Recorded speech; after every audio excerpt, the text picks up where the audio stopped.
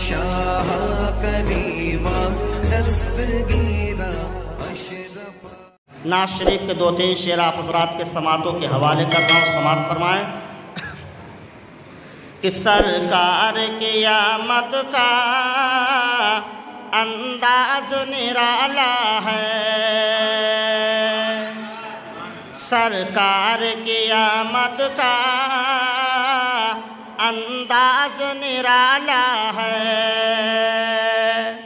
سرکار کی آمد کا انداز نرالا ہے، اور مکے میں ہوئے پیدا بھارت میں اجالا ہے، مکے میں ہوئے پیدا گھر گھر میں اجالا ہے، مکے میں ہوئے پیدا گھر گھر میں اجالا ہے، اور سب کہتے ہیں آقا کو پالا تھا حلیمہ نے، سب کہتے ہیں آقا کو پالا تھا حلیمہ نے، سب کہتے ہیں آقا کو پالا تھا حلیمہ نے، اور سچ ہے کہ حلیمہ کو سرکار نے پالا ہے، سچ ہے کہ حلیمہ کو سرکار نے پالا ہے، اور اب تک تو مٹا دیتے بغداد کو وہ ظالم، اب تک تو مٹا دیتے بغداد کو وہ ظالم، ہر بغداد کو بس غوث اعظم نے سنبھالا ہے، بغداد کو بس غوث اعظم نے سنبھالا ہے، سرکار کی آمد کا انداز نرالا ہے، مکے میں ہوئے پیدا بھارت میں اجالا ہے۔ معزز سامعین اکرام، ایک شاعر کہتا ہے کہ بولے فرشتے دائی حلیمہ کے کان میں، بولے فرشتے دائی حلیمہ کے کان میں، مکے شریف جاؤ سرکار آ رہے ہیں، بولے فرشتے دائی حلیمہ کے کان میں، مکے شریف جاؤ سرکار آ رہے ہیں، سنت ہے جبرائیل کی بدعت نہیں ہے یہ، سنت ہے جبرائیل کی بدعت نہیں ہے یہ، جھنڈے ہرے لگاؤ سرکار آ رہے ہیں، سنت ہے جبرائیل کی بدعت نہیں ہے یہ، جھنڈے ہرے لگاؤ سرکار آ رہے ہیں، جھنڈے ہرے لگاؤ سرکار آ رہے ہیں، جھنڈے ہرے لگاؤ سرکار آ رہے ہیں۔ عاشق نے عاشق سے غار ثور میں یہ کہا، عاشق نے غار ثور میں یہ کہا، انگلی ذرا ہٹاؤ سرکار آ رہے ہیں، انگلی ذرا ہٹاؤ سرکار آ رہے ہیں۔ میرے پیارے اسلامی بھائیوں، سرکار اعلیٰ حضرت مجدد دین و ملت علیہ الرحمت والرضوان بریلی کی سرزمین پر بیٹھ کر کے ارشاد فرماتے ہیں، یا رسول اللہ علیہ السلام، یا حبیب اللہ علیہ السلام، صبح طیبہ میں ہوئی بٹتا ہے باڑا نور کا، صبح طیبہ میں ہوئی بٹتا ہے باڑا نور کا، صدقہ لینے نور کا آیا ہے تارا نور کا، صدقہ لینے نور کا آیا ہے تارا نور کا۔ اعلیٰ حضرت نے حضور علیہ السلام کے ہر ایک پہلو پر شعر لکھے ہیں، اور اس طرح شعر لکھے ہیں کہ ہمیں اور آپ کو ان کے شعر سے ان کے عشق کا اندازہ لگ سکتا ہے۔ عشق کی بات آ گئی ہے تو آئیے میں آپ کو ایک بات بتاتا ہوں۔ ممبئی والوں سے پوچھا کہ آخر بتاؤ کہ سب سے اعلیٰ کون ہے؟ ممبئی والوں نے کہا کہ ممبئی کی صبح اعلیٰ ہے، لکھنؤ والوں نے کہا لکھنؤ کی شام اعلیٰ ہے، دلی والوں نے کہا کہ دلی کا لال قلعہ اعلیٰ ہے، آگرہ والوں نے کہا آگرہ کا تاج محل، آگرہ والوں نے کہا کہ آگرہ کا تاج محل اعلیٰ ہے۔ میرے پیارے بھائیوں، آگرہ والوں نے تاج محل کی تعریف کی، دلی والوں نے لال قلعے کی تعریف کی، لکھنؤ والوں نے لکھنؤ کے شام کی تعریف کی، ممبئی والوں نے ممبئی کی صبح کی تعریف کی۔ میرے پیارے بھائیوں، لیکن جب لوگ سرکار اعلیٰ حضرت کی بارگاہ میں حاضر ہوئے، سر جھکا کر کے دست بستہ عرض کیا، یا اعلیٰ حضرت، ممبئی والوں سے پوچھا گیا کہ بتاؤ کون اعلیٰ ہے؟ ممبئی والوں نے کہا کہ ممبئی کی صبح اعلیٰ ہے۔ لکھنؤ والوں سے پوچھا گیا کہ کون اعلیٰ ہے؟ انہوں نے کہا لکھنؤ کی شام اعلیٰ ہے۔ دلی والوں سے پوچھا گیا کہ کون اعلیٰ ہے؟ دلی والوں نے کہا کہ دلی کا لال قلعہ اعلیٰ ہے۔ آگرہ والوں سے پوچھا گیا، آگرہ والوں نے کہا کہ آگرہ کا تاج محل اعلیٰ ہے۔ لیکن جب سرکار اعلیٰ حضرت نے کہا نہ آگرہ کا تاج محل اعلیٰ ہے، نہ دلی کا لال قلعہ اعلیٰ ہے، نہ ممبئی کی صبح اعلیٰ ہے، نہ لکھنؤ کی شام اعلیٰ ہے، نہ یہ اعلیٰ ہے، نہ وہ اعلیٰ ہے۔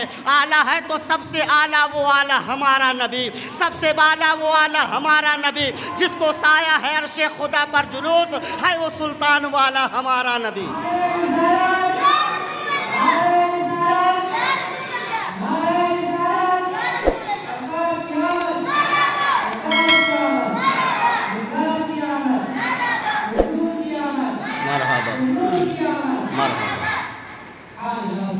میرے پیارے اسلامی بھائیوں، یہ ہے نبی کے تعریف و توصیف۔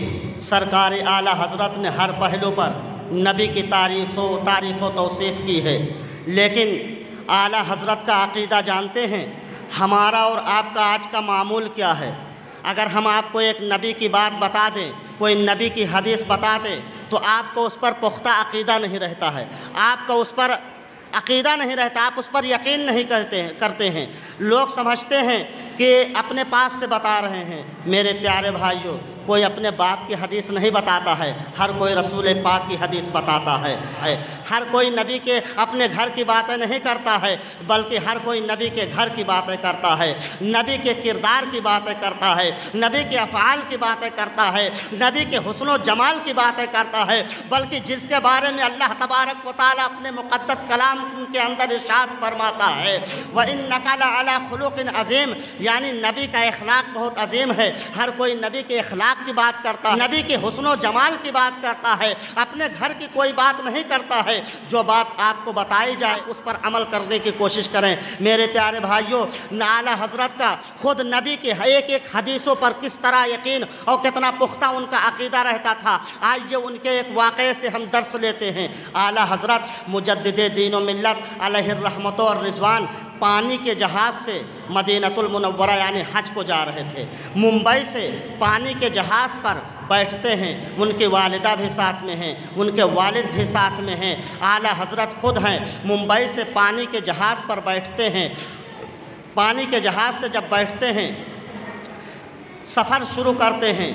جب جہاز بیچ دریا میں پہنچتا ہے، کپتان نے اعلان کیا کہ اپنے سر پر آپ کفن باندھ لیجئے، جہاز بھنور میں پھنس چکا ہے، اب کسی کا بچنا مشکل لگ رہا ہے۔ جب اعلیٰ حضرت کی ماں نے سنا کہ اب کسی کا مشکل لگ رہا ہے بچنا، اعلیٰ حضرت کے والدہ کے آنکھوں سے اشک جاری ہو گئے۔ کہا اتنا قیمتی بچہ اب ہمارے درمیان سے گزر جائے گا، اب ہمارے درمیان نہیں رہے گا۔ اعلیٰ حضرت کے والدہ کا چین بے چینی میں بدل گیا، اعلیٰ حضرت کے والدہ کا قرار بے قراری میں بدل گیا۔ اعلیٰ حضرت کے والدہ رونے لگے، کہا یا اللہ، اب اتنا قیمتی بچہ ہمارے درمیان سے چلا جائے گا، اب اتنا قیمتی بچہ ہمارے درمیان میں نہیں رہے گا، آخر اب کیا کروں گے؟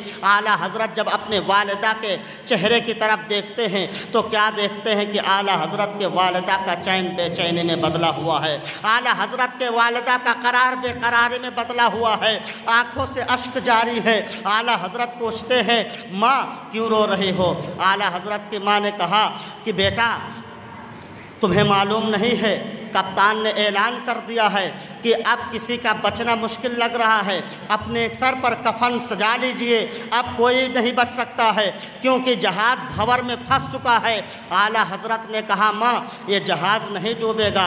کہا بیٹا وہ کیسے؟ کہا ماں قسم اللہ کی یہ جہاز نہیں ڈوبے گا۔ اعلیٰ حضرت کی ماں نے کہا کہ بیٹا تم نے قسم کیوں کھائی؟ اعلیٰ حضرت نے کہا ماں نبی کا فرمان علی شان ہے، نبی نے فرمایا ہے کہ کشتی پر سوار ہوتے وقت جو जो ये दुआ पढ़ लेगा, बिस्मिल्लाह मजरेहा व मुरसाहा इन्ना रब्बी लगफूरुर रहीम, वो मंजिल मकसूद तक ज़रूर पहुँचेगा। मैंने कश्ती पर सवार होते वक्त, जहाज़ पर सवार होते वक्त ये दुआ पढ़ ली है, बिस्मिल्लाह मजरेहा व मुरसाहा इन्ना रब्बी लगफूरुर रहीम, मैं मंजिल तक ज़रूर पहुँचूँगा।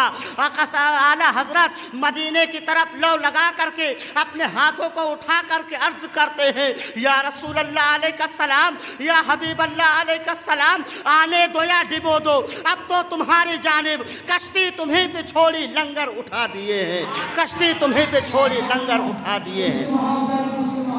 आला हज़रत, आला हज़रत।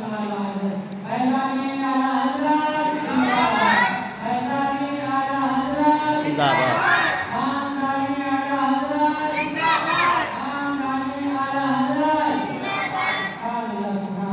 मेरे प्यारे भाइयों, ये आला हज़रत का ख़ुद का अक़ीदा है। हमें और आपको आला हज़रत की तरह अपने अक़ीदे की दुरुस्तगी करना चाहिए, अपने अक़ीदे की पुख्तगी करना चाहिए, अपने अक़ीदे पर जो है खरे उतरना चाहिए, अपने अक़ीदे की हिफाजत करना चाहिए। वरना आज जगह जगह, नगर नगर, डगर डगर आज ईमान के लुटेरे फिर रहे हैं, तो उनसे अपने ईमान को बचाना है। मेरे प्यारे भाइयों, ईमान का सौदा नहीं करना चाहिए, चंद सिक्कों के लिए अपने ईमान को नहीं बेचना चाहिए। ईमान अपना मजबूत रखना चाहिए। जब आपका ईमान ही नहीं रहेगा तो आप कैसे इंसान रहेंगे? भाई, हर किसी का ईमान मजबूत होना चाहिए, अपने मज़हब के मुताबिक उसका ईमान पक्का होना चाहिए, जभी तो वो ईमान वाला कहलाया जाएगा। पता लगा कि चंद मिनट में आप इधर बोल रहे हैं, चंद मिनट में आप उधर बोल रहे हैं, चंद मिनट में आप जो बात कहते हैं उस बात से मुँह कर जाते हैं। मेरे प्यारे भाइयों, ये ईमान की मजबूती नहीं है। ईमान की मजबूती वो होती है जिस बात को आप कहिए सुबह क़यामत तक उस पर अटल रहिए, जिस बात को आप कहिए उस बात को आप अच्छे और सच्चे तरीक़े से मानिए और दूसरों को मानने की जो है तालीम दीजिए। जब आप सच और हक बोलेंगे, जब आपकी बात को लोग तस्लीम करेंगे। मेरे प्यारे भाइयों, हमें और आपको नबी से सच्चा और पक्का इश्क करना चाहिए। नबी से हमें और आपको इश्क कैसा होना चाहिए, नबी के एक एक हदीसों पर हमारा और आपका अक़ीदा होना चाहिए। कैसा अक़ीदा होना चाहिए? आला हज़रत की ज़िंदगी से सबक ले